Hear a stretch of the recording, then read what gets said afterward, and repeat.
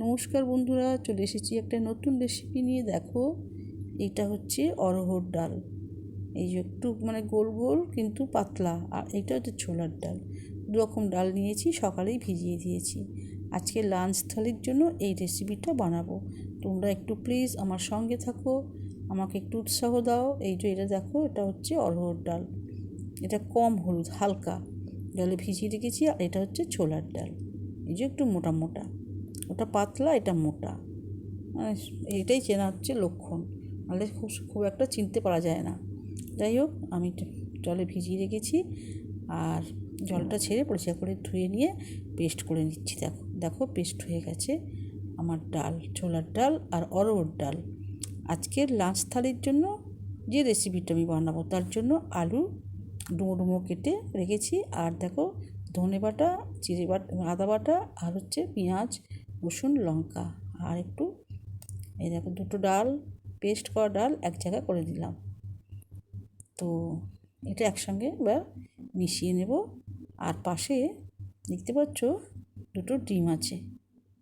অড়হর ডাল আর ছোলার ডাল পেস্ট করে রেখেছি, সেই দুটো ডাল একসঙ্গে মিশিয়ে নিচ্ছি ভালো করে। তারপর একটু ওটা পাশে রেখে দিয়েছি ঢাকা দিয়ে। আর এরপর আমি কি করেছি, দুটো ডিম নিয়েছি। এই দুটো ডিম ভালো করে ফেটিয়ে নেব। দেখো, পরিমাণ মতো ডিম নিলেও চলবে, তুমি দুটো তিনটে নেওয়া যেতে পারে। আমার ঘরে দুটো ছিল, তাই দুটো ডিম দিয়ে আমি এই রেসিপিটা বানাবো। দেখো, এইবার এই ডিমটাতে আমি দেবো, ডিম দুটোতে আর কি দেবো হলুদ, লঙ্কা গুঁড়ি আগে, আর হলুদ গুঁড়ি দেবো। আর দেখো, প্রথমে হলুদ গুঁড়ি দিলাম। এরপর আজকের রেসিপি দুর্দান্ত, এইভাবে বানালে আর মাছ মাংস কিছুই লাগবে না। যেভাবে বানাবো তোমরা একটু সঙ্গে থাকো। এই জন্য এর সাথে একটু নুন দিতে হবে। তারপর আর এর সাথে একটু দেখো লঙ্কা গুঁড়ো দিচ্ছি, দিয়ে ভালো করে মিশিয়ে নেব। আর অল্প পরিমাণ কাঁচা লঙ্কাও দেবো, বুঝেছো? আর একটু পেঁয়াজ কুচি আছে, সেই পেঁয়াজ কুচি মিশিয়ে দিলাম, দিয়ে ভালো করে ফেটিয়ে নেব। আর একটুখানি আদা বাটা দিলাম, একটু আদা বাটা, আর একটু ধনে বাটা দিতে হবে। আর দেব মশলা, দিয়ে ভালো করে এটাকে মিশিয়ে নেব। দেখো বন্ধুরা, আগে ডিমটাকে ভালো করে পেঁয়াজের সাথে হলুদ আর লঙ্কা গুঁড়ি ভালো করে ফেটিয়ে নিয়ে একদম স্মুথভাবে করে নিতে হবে, যেন কোথাও না একটুখানি গিট থাকে ডিমের। তো এইভাবে এবার ডালটাকে আমি নেব, নিয়ে এর মধ্যে এই ফেটানো ডিমটা আমি ঢেলে দেব। দেখো, এইভাবে ঢেলে দিয়ে অন্তত 10-15 মিনিট ফেটিয়ে নিতে হবে, তবে কিন্তু জিনিসটা নরম হবে। ডিম এমনি নরম করে ঠিক কথা, কিন্তু এই দু রকম ডাল বাটার সাথে ভালো করে মিশিয়ে নিয়ে ফেটিয়ে নিতে হবে, তবেই কিন্তু সুস্বাদু হবে খেতে, আর হালকা হবে। ভালো করে এবার মিশিয়ে নিচ্ছি বন্ধুরা। বন্ধুরা, আমার অনেক ভালোবাসা। আর নতুন বন্ধু যারা আসবে তারা তোমরা একটু আমাকে সাবস্ক্রাইব করো, পাশে থেকো। তোমাদের অনেক ভালোবাসায় আমি একটু একটু করে এগোচ্ছি। তোমরা প্লিজ সঙ্গে থাকলে আমি অনেক এগিয়ে যাব। দেখো, একটু আদা বাটা দিলাম এর সাথে, আর একটু যেটা বলেছিলাম আগে, এখন এটা দিলাম আদা বাটা, আর হচ্ছে ধনে বাটা দিয়ে ভালো করে মিশিয়ে নেব। মিশিয়ে নিয়ে দেখো, এইবার ভালো করে এই যে এটা দিয়ে করে ভালো করে ফেটিয়ে নিতে হবে। যত ভালো ফাটানো হবে, ততই ভালো হালকা হবে বড়াগুলো, খুব সুন্দর খেতে লাগবে। আমি সেই জন্য এইটা দিয়ে ভালো করে ফেটিয়ে নিচ্ছি।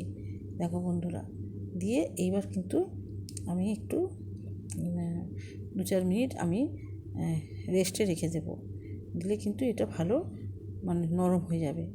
আর এইবার কড়াটা তো বসানোই আছে, এতে আমি একটু তেল দিয়ে দেবো। দেখো, তেল দিয়ে ভালো করে গরম, তেলটা বেশ মিডিয়াম ফ্লেম থাকবে, আর মিডিয়াম গরম হবে। তখন কিন্তু আমি বেশি অতিরিক্ত গরম হলে কিন্তু পুড়ে যাবে। মিডিয়াম আঁচে ফ্লেমে আমি এই বড়াগুলো, ডিমের বড়াগুলো, ডাল ডিমের বড়াগুলো ভালো করে ভেজে নেব। দেখো তেলটা একটু গরম হলেই আমি ডালের বড়াগুলো, মানে ডিমের ডালের বড়াগুলো দিয়ে দেব। তেল যদি বেশি গরম হয়ে যায় তাহলে কিন্তু পুড়ে যাবে, আর ভেতরটা কিন্তু ভালো হবে না, ভেতরটা কাঁচা থাকবে। তাই মিডিয়াম আঁচে করলে এটা ভেতর থেকে সুন্দরভাবে ভালোভাবে রেসিপিটা হবে আর কি, খেতে টেস্টি হবে। আমি চামচের মাপ দিয়ে সুন্দর করে একই রকমের আকারে বড়াগুলো ভেজে নিচ্ছি। দেখো এদিক ওদিক করে ভেজে নিতে হবে। তো হাত দিয়ে দিলাম না, হাত দিয়ে দিতে এখন আমার মনে হচ্ছে ভালো লাগছে না, আমি এই জন্য চামচ দিয়ে ভালো করে দিলাম আর কি, দিয়ে ভালো করে সুন্দর করে মুচমুচে করে ভেজে নিতে হবে। আর দেখো আঁচটা কিন্তু তুমি দেখতে পাচ্ছ না, আঁচটা কিন্তু একদম কমিয়ে দিয়েছি।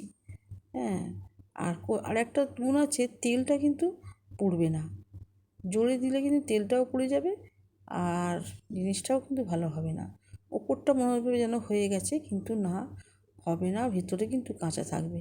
আর আস্তে মানে মিডিয়াম করে দিলে এটা কিন্তু ভেতর থেকে ওপর পর্যন্ত মানে সুন্দরভাবে তেলের মধ্যে মুচমুচে হয়ে যাবে, খেতে কিন্তু খুব টেস্টি হবে। আর একটা হচ্ছে বেশি অতিরিক্ত ফ্লেম দিলে কি হয়, তেলও পুড়ে যাবে আর কড়াটাও পুড়ে যাবে, তখন কিন্তু কড়া ধুতে কিন্তু কষ্ট হবে। সেই জন্য রান্না করতে হবে ধীরে সুস্থে বুঝে। আর দেখো এটা কিন্তু এই রেসিপিটা কিন্তু দারুণ খেতে। আমার চ্যানেলে আছে, শুধুমাত্র মসুর ডাল দিয়ে করেছি, কিন্তু আজকে করলাম অরহর ডাল আর ছোলার ডাল দিয়ে। হ্যাঁ, এইটা যদি থাকে আর মাছ মাংস একদমই লাগবে না। দেখো বন্ধুরা, বড়াগুলো আমি মুচমুচে করে ভেজে নিচ্ছি, এমনিই খেতে ভালো লাগবে খুব। দেখো খুব সুন্দর খেতে লাগবে। তো যাই হোক, ভাজা হয়ে গেল প্রায়, আর আমি এবার এগুলো তুলে নেব। দেখো বন্ধুরা, শুধু ডালের বড়া খেতে অনেকেরই পছন্দ করে, অনেক কেন বেশিরভাগই 90% মানুষ বড়া পছন্দ করে, আর তার সাথে যদি ডিম দেওয়া থাকে দুর্দান্ত হবে, দুর্দান্ত খেতে হবে। দেখো প্রায় ভালো ভাজা হয়ে গেছে, আর আমি এইভাবে মানে তুলে নেব। এবার প্রথম থেকে শেষ পর্যন্ত কিন্তু মিডিয়াম আঁচেই করলাম, আমি আর আঁচটা কিন্তু বাড়ালাম না, মানে ফ্লেমটা যেটা বলা হয় সেটা কিন্তু আর বাড়ালাম না। তো এইভাবেই ভেজে নেবো। দেখো ভাজা হয়ে গেছে, আমি এবার সব তুলে নিচ্ছি। আর এই শুধু খেতে কিন্তু মজা লাগবে, দারুণ লাগবে। তো আর একটু আছে, এইগুলো তুলে নিয়ে আরও যেগুলো আছে সেগুলো একই রকমভাবে আমি ভেজে নেব বন্ধুরা। এই ডালের বড়া থাকলে পাতে আর অন্য কিছু দরকার হবে না। যদি তোমার এই ডালের বড়া থাকবে বা থাকে, ডিম তো সবার ঘরেই থাকে আর ডালও সবার ঘরে থাকে, তো ডাল দিয়ে ডিম দিয়ে এই বড়া, এই ধরনের বড়া দারুণ লাগবে। আর এটা কিন্তু খেতে সত্যি সুন্দর। এই দেখো হয়ে গেছে এটা, আমি একটু কেটে তোমাদের দেখালাম। দেখো খুব ভালো লাগছে কিন্তু দেখতে। এই যে হয়ে গেছে, দেখো বড়াগুলো হয়ে গেছে। এইবার আমি ওই তেলটাতে কী করবো জানো, আলু যে ডুমো ডুমো কেটেছি না, ওই আলুগুলো ভেজে নিতে হবে। আলুগুলো ভালো করে ভেজে নেব, এদিক ওদিক করে নাড়াচাড়া করে আলুগুলো ভেজে নিতে হবে। আলু না ভাজলে কিন্তু, আলুটা সেদ্ধ করলে অতিরিক্ত স্টার্চ বের করে নিতে হবে, আর ভাজলে কিন্তু আলু খেতে খুব ভালো হয়। সেই জন্য আলুটাকে আমি ভেজে নিচ্ছি। আর আলু ভাজা হয়ে গেলে দেখো বন্ধুরা ভাজা হয়ে গেছে, আমি তুলেও নিচ্ছি কড়াতে। এবার কিন্তু কড়াইয়ে আমি আবার তেল দিলাম, দিয়ে এর মধ্যে একটা তেজপাতা দিয়ে দিলাম, একটা শুকনো লঙ্কা দিলাম, আর এলাচ, দারচিনি, লবঙ্গ, জিরে জিরে দেব, দিয়ে ভালো করে নাড়াচাড়া করে নেব। আর এমনিই তো সুন্দর গন্ধ, এলাচ, লবঙ্গ, দারচিনি, তেজপাতা খুবই সুগন্ধি এরা, আর জিরেটাও এর সাথে মিশে যাবে। জিরের গন্ধও সুন্দর গন্ধ, অন্য ধরনের গন্ধ, এরা যেমন সুগন্ধি, আর জিরেটা হচ্ছে গন্ধটা খুবই ভালো, খেতেও খুব ভালো। আর অল্প একটু পেঁয়াজ কুচি দিয়ে দিলাম, দিয়ে ভালো করে ভেজে নিতে হবে। দেখো একটু পেঁয়াজ কুচুনো দিয়ে দিলাম, ডিম আছে তো সেই জন্য পেঁয়াজ কুচি দিলে আর কি খেতে ভালো হবে, আর সেই জন্য আমিও দিলাম। দিয়ে ভালো করে ভেজে নিতে হবে, ব্রাউন যতক্ষণ না হয় ততক্ষণ আমি ভাজতে থাকবো। আর দেখো ভাজা প্রায় হয়ে এসেছে, ওর সাথে আমি একটা টমেটো দিয়ে দিলাম, দিয়ে নাড়াচাড়া করলাম, আর একটু নুন দিয়ে দিলাম। নুন দিলে কি হয়, টমেটোটা তাড়াতাড়ি নরম হয়ে যায় আর সবার সাথে মিশে যায়। হলুদ দিলাম কালারের জন্য, আর একটু লঙ্কা গুঁড়ো দিতে হবে, একটু না দিলে কিন্তু ভালো লাগবে না। আর দেখো একটু আদা বাটা দিলাম, আর আদার জল দিলাম। আদা শুধু দিলে পরে না কিরম নিচে একটু বসে যায়, সেই জন্য আদা বাটার সাথে আদার জল একটু, মানে লাস্টে আদাটাকে আর কি শিলে পেস্ট করেছি, আর এটা ধনে দিলাম, দিয়ে ভালো করে মিশিয়ে নিলাম। আদাটা যে শিলে যে কথাটা বলছিলাম, শিলে যে এটা পেস্ট করেছি সেটা ধুয়ে আদার রসটা বার করেছি, এটা দিয়ে দিলাম, আদার রস আর ধনে। এবার দেখো হলুদ তো আগিয়ে দিয়েছি, এবার লঙ্কা গুঁড়ো দিলাম, দিয়ে ভালো করে নাড়াচাড়া করে নিতে হবে। আর অল্প একটু ওই যে একটু লঙ্কা গুঁড়োর জল দিলাম আর কি, নয়তো চারদিকে যদি ভেতরে যদি ডেলা থাকে, সেই জন্য ডেলা যদি না থাকে সেই জন্য একটু অল্প করে জল দিয়ে নাড়াচাড়া করে আলুগুলো, ভাজা আলু তুলে দিলাম।